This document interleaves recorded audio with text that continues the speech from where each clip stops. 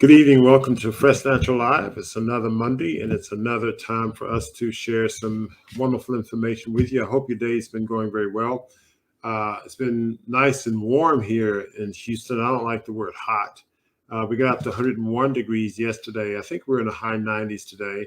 I was in and out of the weather, and I enjoy the warmth here in Houston. Beautiful sunny days. I think it's going to be that way throughout the week. And of course, I had a very busy weekend.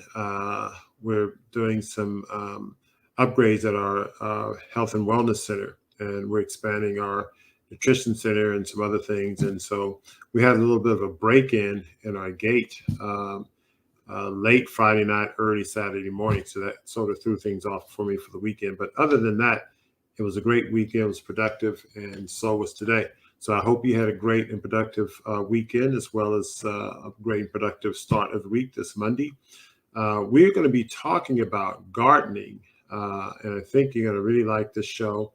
It's highly unusual for a cardiologist to be talking about gardening and raising food to feed your family, but this is a central part to optimal nutrition, and optimal nutrition is a central part to general health, health in general, and cardiovascular health in particular. So it's a very, very important topic for cardiologists and nutritionists to talk about. I am not an expert on farming and gardening. I have some personal experience, but as I read through some topics online and consulted with some experts, I don't think there's one piece of advice that fits all, but I think there's a group of there's a collection of information and considerations to be had. And we're just going to have a simple conversation. Tonight's discussion is going to be a little bit shorter than usual, but I think it's going to be just as impactful and informative. So sit back and enjoy the show.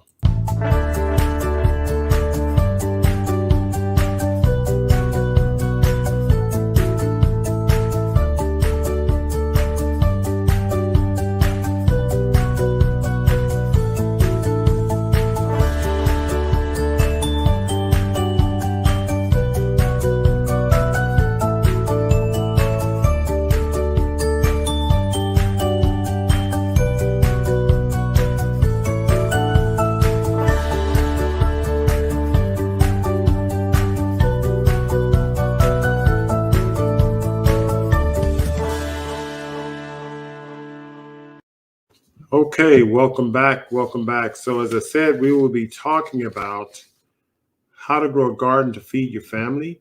And there are a number of considerations to take, and we're going to have those considerations. Join me tonight is Iselsa Adosum, resident nutritionist. Good evening, Iselsa. How are you today? I'm good. How are you? Just fine, just fine. And so, I think a disclaimer, neither of us are experts in gardening or farming, but I think we have a little bit of insight. I mean, how many acres do you have planted? Um, No. so my experience is through growing up with a mother who was always gardening and had very large gardens until my adult years, and always try to make me work in the garden. There you go. And then knowing people who are farmers, so I'm kind of like on the edge. That's that's actually a pretty valuable experience. And so sometimes the bird's eye view can give you quite a bit of perspective there. My experience is somewhat similar. I have relatives who've grown gardens and farms and things like that. And I've had several seasons of successful gardening at my house here a number of years ago. I got a little busy and it was interrupted, and then started back without so much success. But I'm back at it again, or plan to be back at it again pretty soon. And so I thought it'd be a very poignant topic to have with our listeners, because we're dealing with food shortages. And they talk about food shortages from the standpoint of economic collapses and inflation and increased food costs. Recently, there was we had to talk about shortage of baby formula and things like that. And often you hear news stories about empty shelves at supermarkets and the like. But even without these so-called extreme conditions, the quality of the food that we have available to us, and we've done shows on this where we talk about you have supermarkets that they're shipping food from all over. much of the food. Some of it's gassed or frozen and thawed and shelved for long periods of time. And then, of course, the packaged goods that are chemicalized, not to mention how food's grown in these, massive industrial farms and the like, the chemicals they need to use to enhance, fertilizing the fruit and spraying and so on. So you have to take into consideration the heavy adulteration of the food that we have available to us, even in so-called times of plenty. One can make a reasonable argument that we are still in food shortages due to the lack of quality of the food that we have. And so with that consideration, even if, the so-called apocalypse doesn't come in the next 6 to 24 months, I think this is very important information to have because, if you don't grow any of your own food, I think it's a good thing to strongly consider. And you don't have to be an expert. And I think it's point on that neither of us are experts in leading this discussion because I think, if you have non-experts to point out the fact that, hey, this doesn't require, supreme expertise. First and foremost, it requires a willingness and an understanding that it's important. So I think that's I think the take-home message we'd like to get across, in addition to some of the key facts that we'll share with you. But before we go on, I want everybody to take your time out and give us a thumbs up, hit the like button, and also subscribe, share if you have time. Hello, Danielle Harding, and I agree this is very informative, timely information. Cedric Dukes, hello. Norma O'Dane, hello. JW, as usual, hello. Catherine Welch, hello. Our usual favorites, and people are still signing on as we get started here. And Otis Granville, good evening. So I'm going to share with the audience an article I found online. In fact, it's online. And by the way, in the chat below, we have the links to some of this information I'll make reference to below, including this article, so you can go on and read it yourself. I looked at a number of articles. I looked at a number of things online. I talked to some expert colleagues as those who did. We're going to actually share some information that we've received from these sources, as well as some of our own information. But let's just start with this article, How to Plant a Garden and Feed a Family.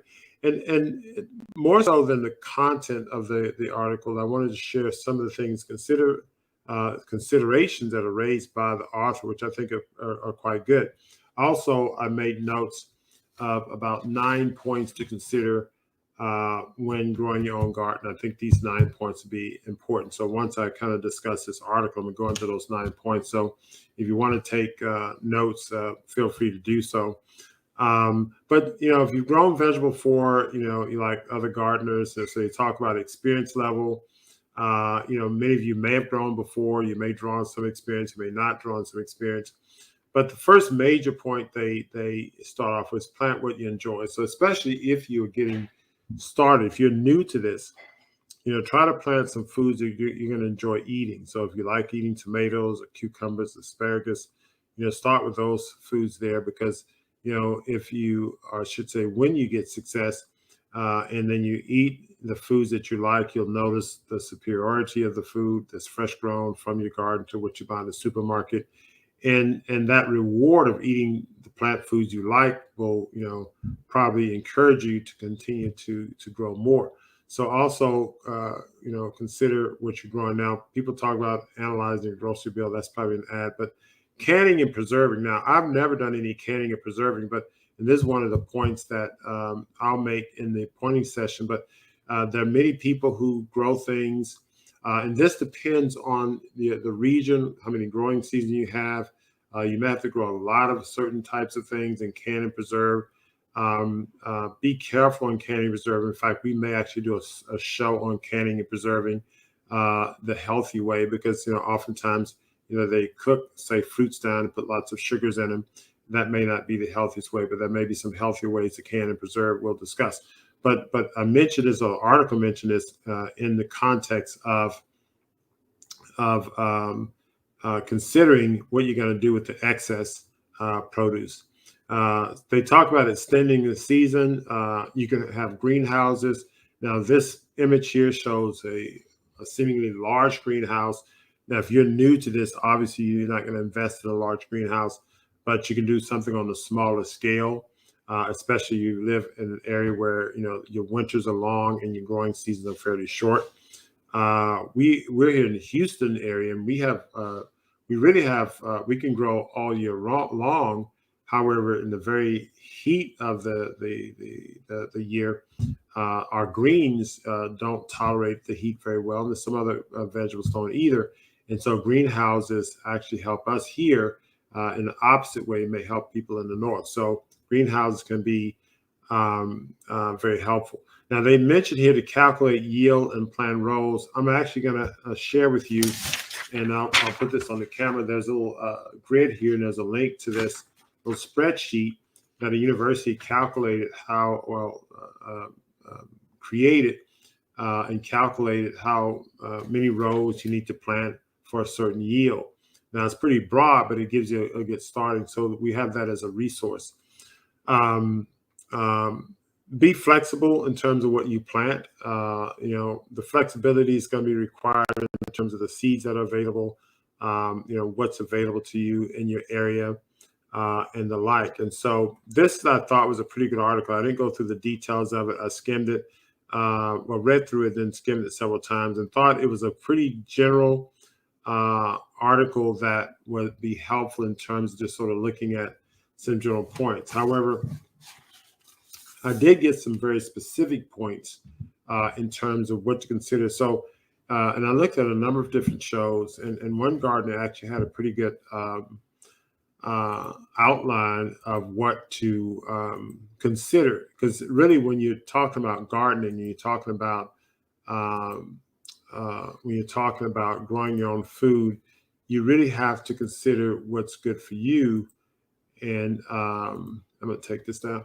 And so here's some basic considerations that you have to make when you're looking at planting your own garden. And I'll throw a few other comments. Number one, you need to think about how much food do you want to grow. Is your goal to completely become fully self-sufficient, or is it to supplement what you're currently getting from the produce market? In our health and healthy lifestyle series class, we teach our clients, we have a certain section on food procurement. And we go through the whole spectrum in terms of, how food is procured in supermarkets and other places. And what we do is we suggest that people start with finding your local growers first and foremost, and creating relationships with your local growers. This gets you close, even though you're not growing, this gets you close to having food that's grown in, near your backyard or close to your backyard.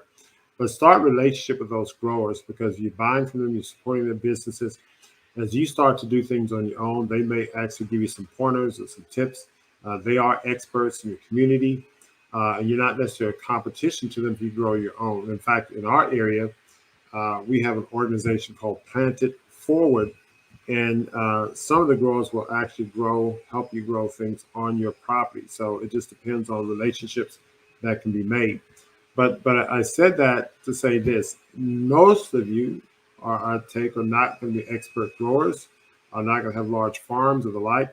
So most of you will be starting off where you're supplementing what you purchase. And so I like to say, great, start off purchasing as much as you can locally. Okay, you may still have to go to the supermarket, purchase as much as you can locally.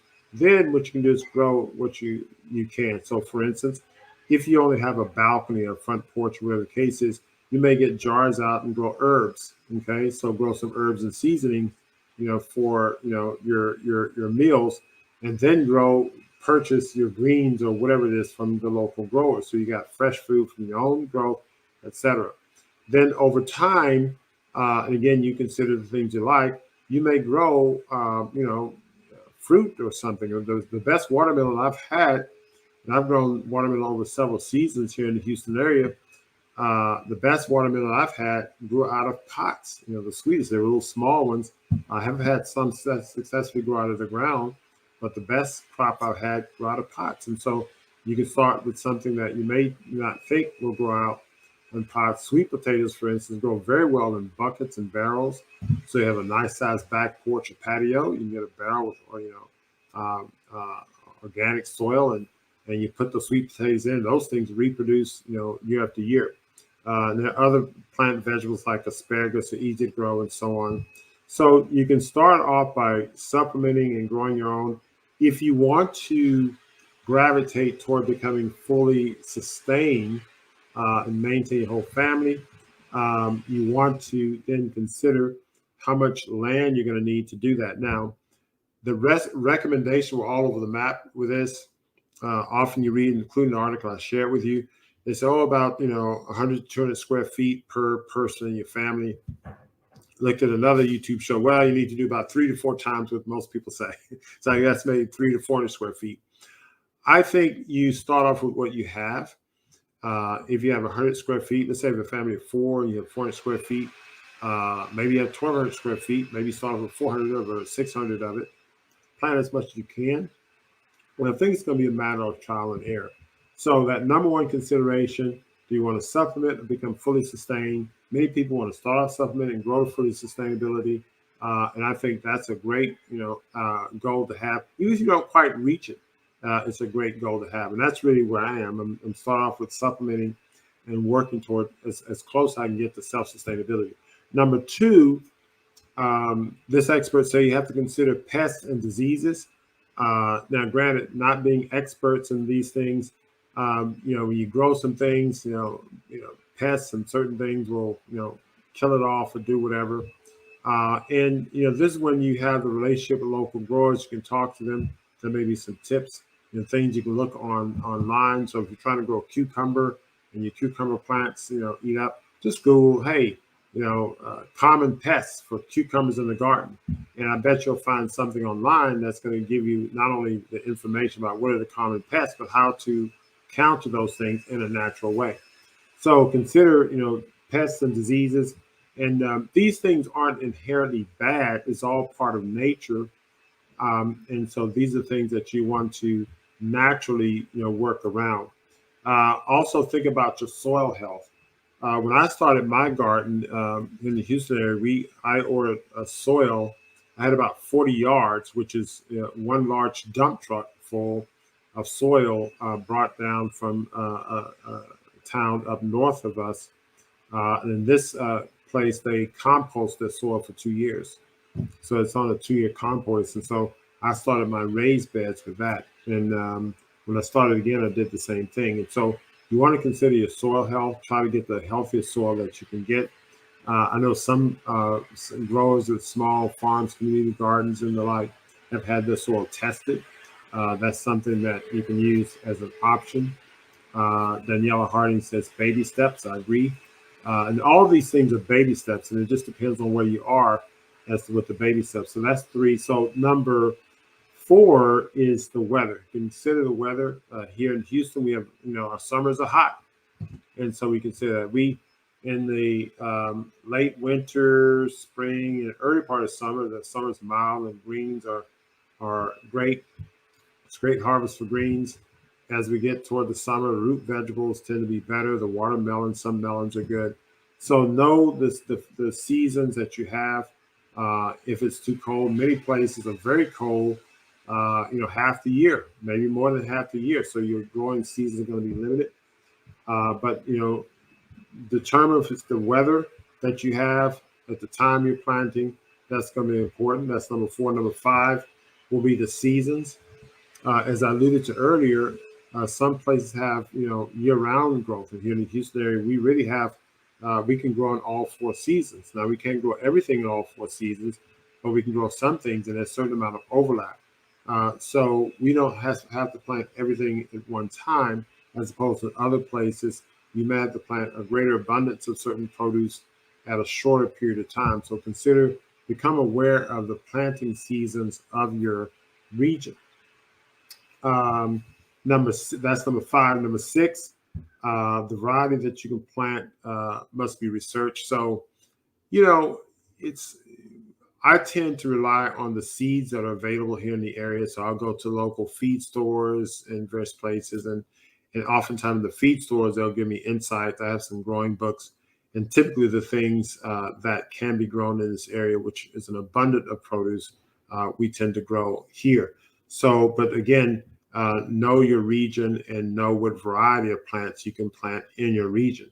Number 7, you have to consider your family and your family size. And I think this is a really important one because, if you have a family of 12 and you got a lot of teenagers and they're heavy eaters, then my goodness, it may be that you require more than, 100, square feet per person, depends on the size of people. If you have, a family of 5, but you have 3 kids under the age of 7, then, they're not going to eat as much. And so that 100 to 200 square feet per person is going to be, maybe more accurate on the lower side as opposed to your kids who are teenagers or older and the like.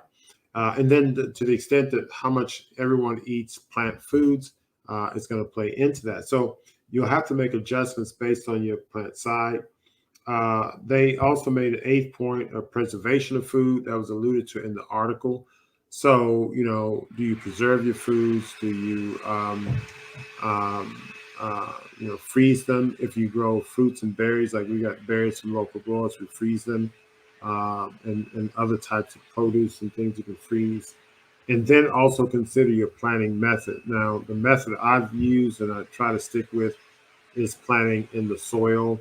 For right now, I'm going to start getting some watermelon in the ground. I'm going to start seeding them first, and I'm going to start building my beds. And in fact, what I'm doing now, and this is what I'm in the process of planning. So I contracted a fish pond builder. He's going to build a fish pond. I'm going to have maybe koi and or goldfish, one or the other. I already have one fish pond that's, kind of in a seating area, but this pond is going to be in the corner of my backyard.